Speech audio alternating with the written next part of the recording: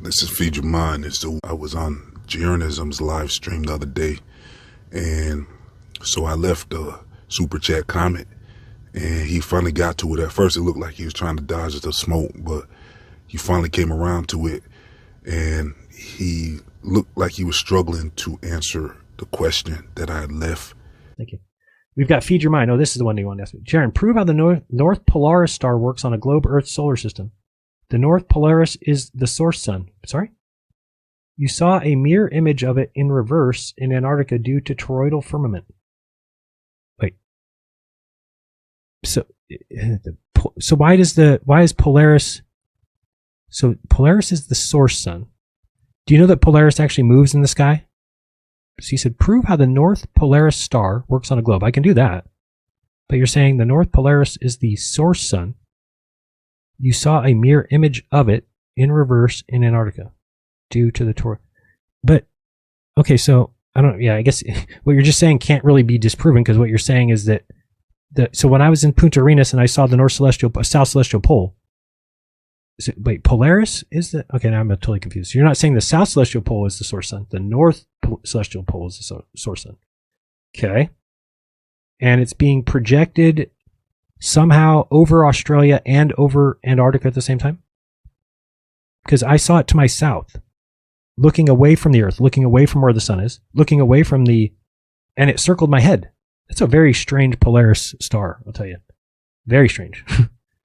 I'm sure it's not a mirror image of it in reverse due to the toroidal firmament. So the toroidal firmament causes a mirror image of the exact sun that doesn't change angular size, appearing in the sky for people in the south for no reason at all. Do you not believe that God created the world? You must not. Because God, if he did create the world, would not make a deception like what you're saying. What you're saying is God created a world that can be answered in one word: sphere. But that's not the truth. The truth is it's a mirror image of a reverse sun from Polaris sun due to a toroidal firmament. And you think God wants us to know that? Doesn't make any sense. Doesn't make any sense that God would create a literal deception on purpose by saying, you know what I'm going to do? I'm going to make a world where people live, and I'm going to make every observation answerable by saying sphere. But the trick is, it's actually something totally different that will take leaps and bounds and fire hoop jumping in order to get there. Because I don't want them just to look and figure it out and then be like sphere, because that's easy. I want them to have to go to Joe Hamby in order to figure this out. I need them to go to Dave Weiss and his lies in order to... I need Dave Weiss, who says that a bucket of Kentucky Fried Chicken is a better model of the Earth than the globe. Yet the globe predicts every time of sunrise and sunset and every angle, and why we have a North Star and why we have it. So I don't know, do you really need me to show you how the North Star works? I don't even understand what that means. So the North Pole axis of the Earth, which is angled at 23.5 degrees, is pointed at the North Star some 300, whatever it is, light years away. Okay? That's what the model says. So that completely works, because as the Earth moves around the sun, its angle never changes. It doesn't wobble like this. It stays. So see how I can be pointed at the same place in the sky there as I'm moving through an orbit. Look how I'm pointing at the same angle in the sky. It's the same angle. And when it's so far away, it's a direct angle. And it's parallel for everybody, that 90 degrees. So hopefully that makes sense. I don't know if you want more than that. I don't know what you want to see. You could pull up Eyes on the Solar System or Solar System Simulator, and you could see that the North Star is above the axis. And I probably found this out, I don't know what it was, 3 years ago or something, that when I found out, because I always said that Polaris stood still. That's what I thought. But then you find out by people who are taking time-lapse videos, star trails, and you zoom in, oh, Polaris moves too. So that leads me to believe that, yes, then it's not just the central axis of the Earth stars going around. It's actually just a spot in the sky. And as years go by, probably more years than we'll be here, but that star will slowly drift away from that center point, and then pretty soon there's going to be no star there. And then give it a couple years after that, then there'll be stars that start. And I don't mean a couple, I mean like hundreds or something. I think it's supposed to move 1 degree every 70 years. So it's very small. You're not going to, I mean, telescopes can see that. But for our level, you won't really see it move much in your life. So don't know what else you wanted me to answer about that. Okay, we've got Ken P. gifted. Yeah, he really was confused at first, it seemed like. And then he read it a few times, and I have to give him props for, actually attempting to answer the question, because this is what I was thinking. I'm like, it doesn't look like Jared is aware that there is a logical way to explain a 24-hour sun in Antarctica. So I found it very interesting how he answered the question, though, because I was basically asking, so first of all, explain how the North Polaris star, how does that work on a globe Earth solar system model? Because if the Earth is moving all these crazy directions, well, how is that North Polaris always in one spot? Whether it moves a little bit or not. I mean, if that's what he's saying now, is that it looks like it moves a little bit now, even though in the past he had confirmed that it doesn't move. So it could be thousands and thousands of years, and he ran it through a simulator and saw that, the North Pole is said to have always been there. And even with Georgia Guidestones, you can see that the North Polaris was always there. So according to data, it doesn't look like it moves. And so he knows that. And on a random solar system model with the Earth moving all these different ways and running through the galaxy, and all these stars should be moving as well, you would think.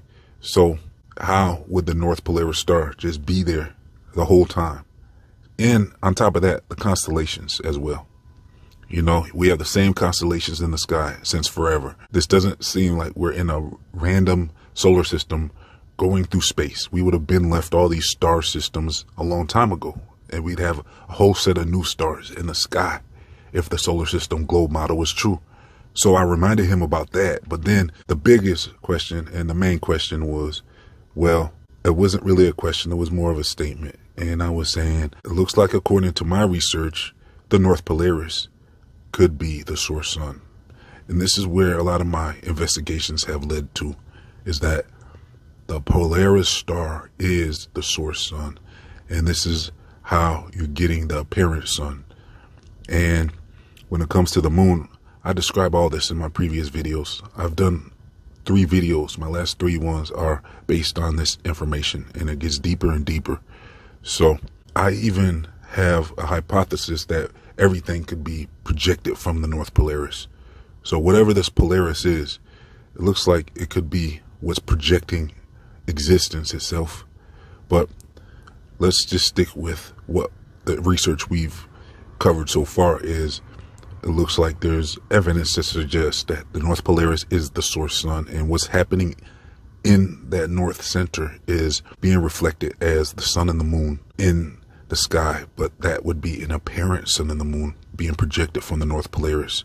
And if you're on the outer ring of Antarctica, no matter where you are, well, with that mirrored dome, I called it the toroidal firmament, well, you're going to see an image of the sun, but it's going to be a mirrored image. So it'll be doing the opposite of what you would expect if you're in the center or anywhere above the equator. So when you're in the outer ring, you're closer to that dome firmament. Well, it should be better known as the toroidal firmament. And you're going to see the mirrored image of the apparent sun going in the opposite direction, no matter where you're standing around the outer ring. And there's a lot of information to go over when it gets to this information. So definitely check out my last 3 videos. I'll leave a link in the comment section and description box if you need to get caught up. Make sure you like every video, because this information obviously hasn't reached the right people yet. That's what I was saying, is like the video. We need 1,000 likes on each one of those videos to make sure it gets out to the correct people, because obviously Jeranism never got to the video. This is the first he's heard of it. You could tell by his reaction, because he's been going around saying that you can't explain a 24-hour sun on a Gleason's flat earth model. And I just proved that you can. It's a logical explanation. So another thing that caught my attention is when he contemplated about this, and he gave it a second. He actually considered this information, which was very honorable. You know what I'm saying? I got to give it to him on that. First of all, you could tell that he never heard this information. And then second of all, it was honorable to actually consider the information. I didn't come at him sideways or anything. So yeah, it was no bad energy or anything. And it was just an honest discussion. Actually, it'd be kind of cool to see Jeranism attempt to debate against a flat earther. That would be quite a debate, to see somebody actually go against him in a one-on-one, but the one thing he said that caught my attention was about how he would consider that information. But if it was true, would that mean that this place was set up for us to believe in the globe? I've considered this as well. Like, okay, so if you're in Antarctica and let's say the toroidal firmament creates this apparent image of the sun. So the sun, no matter where you are, would never be the actual sun. And for it to have a reversal like that, if you're in Antarctica, no matter where you're standing around the outer ring, you'll see the mirrored image of this source sun. So it's not like there's multiple suns. It's just that you're going to see it no matter where you stand on that outer ring. And is that designed to make us believe we live on a globe? Well, think about it, Jeranism. Would you just automatically believe you're upside down just because the sun is doing that? No, the only reason you're believing in the globe is because that was an option. They're saying they predicted this and all that. Well, look, I'm not so sure that would be the default explanation if that solar system model didn't exist. I don't think we'd automatically just assume that we're on a ball. It's just that this option exists that you're thinking about a globe ball. But I have actually considered if this place was set up for us to believe that we're on a ball. I mean, there is a lot of things that we've uncovered when it comes to the optics of this world, like how we saw how things can disappear from the bottom up. But when you look closer into it, you can see that they haven't really disappeared from the bottom up. It's just the way the optics work. And Rob Skiba showed us his demonstration of how that can work on a flat earth, even on a short table with the magnification of the atmosphere and the atmospheric conditions. Things can appear to disappear bottom up, and you can demonstrate that on a kitchen table with the setup that Rob Skiba used. You can easily demonstrate that you can get those types of optics.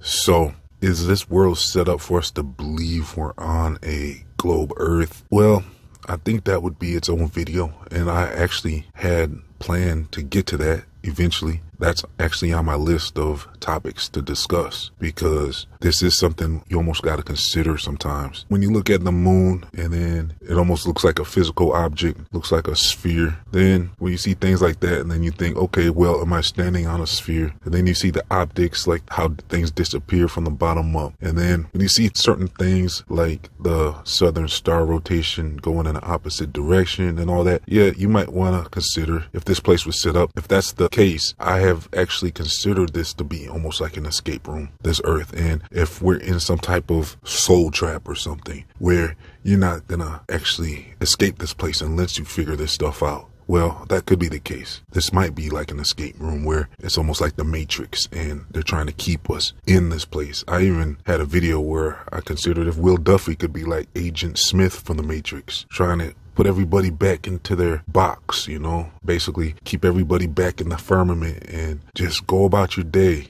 and let's not figure this out type stuff, you know. So yeah, Will Duffy could be like an agent and actually a part of the Matrix. If that's the case, if this place is set up to make it look like we're on a globe Earth, if that's the case, well, we can consider that and brainstorm about that at another time. So I actually think that would be a very interesting discussion. Like I said, I've touched on that in previous videos briefly at certain times. So that's not out of the realm of possibility, especially with the soul trap ideas out there, that we're set to just be in this cycle of continuously being here in this place and not escape, not figure out what we really are and stuff like that. So the one thing it looked like was Jeranism thought I was talking about the South Polaris. It's like, no, there is no South Polaris. So like I said, the reason why you might see the stars rotate in a different direction is fully explained in my last 3 videos, especially the first part of the series where I have Tomb of Illumination explain everything, how the toroidal energy works and how it's separated into 2, going in 2 different separate directions. So you'll see the opposite of what you would expect if you're on the lower half. So it looks like the equator is the halfway point, and that's where the energy changes, and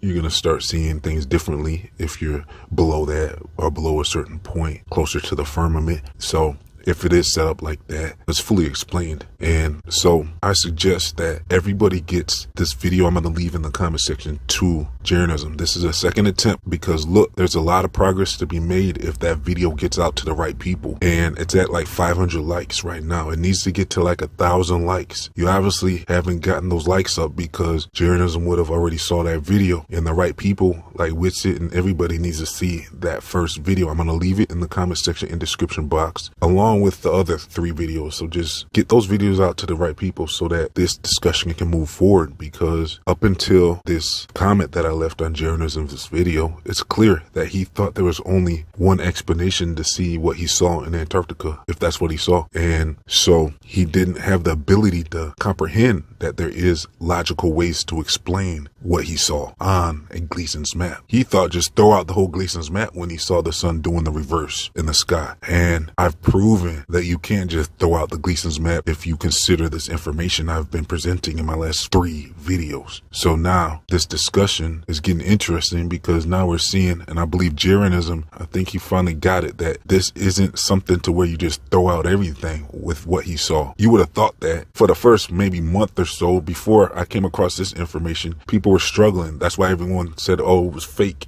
because that was like really the only way anyone could comprehend what happened, if that even happened. They were saying, well, it must have been fake then. Well, with the information I've uncovered, it doesn't have to have been faked. So with this information that I've uncovered in my last 3 videos, you can explain a 24-hour sun doing the reverse in Antarctica perfectly on a Gleason's flat earth map. So check out the link in the comment section and description box and get caught up. Make sure you like that video and share it out to whoever it needs to get to. Share it on your social media. Get the video out so that this discussion can move forward, and we have to get more minds on it. We have to get more of our brilliant minds on this information and uncover much more, unlock more mysteries about it. So thanks for tuning in. I'm gonna leave some links, like I said. Also, I'll leave links to my other channels, my social media, my feature, my store, my free email newsletters, and much more. If you would like to support this channel, please donate as little as $1 to help keep this channel online by becoming a YouTube member or a monthly patron. So thanks for tuning in. Please like, comment, share, and subscribe. Let's get